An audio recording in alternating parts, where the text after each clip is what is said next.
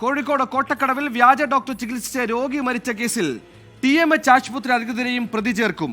പ്രതിയായ അബു എബ്രഹാം ലൂക്കിനെ ഡോക്ടറായി നിയമിക്കുമ്പോൾ രേഖകൾ കൃത്യമായി പരിശോധിച്ചില്ല എന്നാണ് കണ്ടെത്തൽ.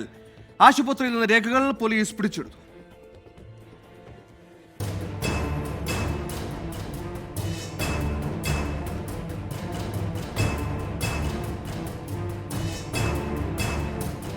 അബു എബ്രഹാം ലൂക്ക് 4.5 വർഷമാണ് കോഴിക്കോട് കോട്ടക്കടവ് TMH ആശുപത്രിയിൽ രോഗികളെ ചികിത്സിച്ചത്. ഇതുവരെയും ഈ വ്യാജനെ ആരും തിരിച്ചറിഞ്ഞില്ല. ഒടുവിൽ സംഭവം പുറത്തറിയാൻ ഒരാളുടെ ജീവൻ ബലി നൽകേണ്ടി വന്നു.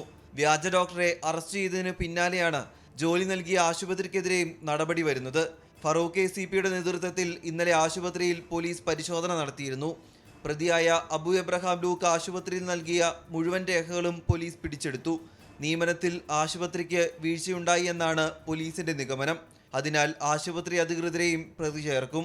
പോലീസ് നടപടി കൂടാതെ ആശുപത്രിക്കെതിരെയും വ്യാജ ഡോക്ടർക്കെതിരെയും ആരോഗ്യവകുപ്പിന്റെയും നടപടി ഉണ്ടാകും. കഴിഞ്ഞ 23-നാണ് പൂച്ചേരിക്കുന്ന് സ്വദേശി വിനോദ് കുമാർ TMH ആശുപത്രിയിൽ ചികിത്സയിലിരിക്കെ മരിക്കുന്നത്.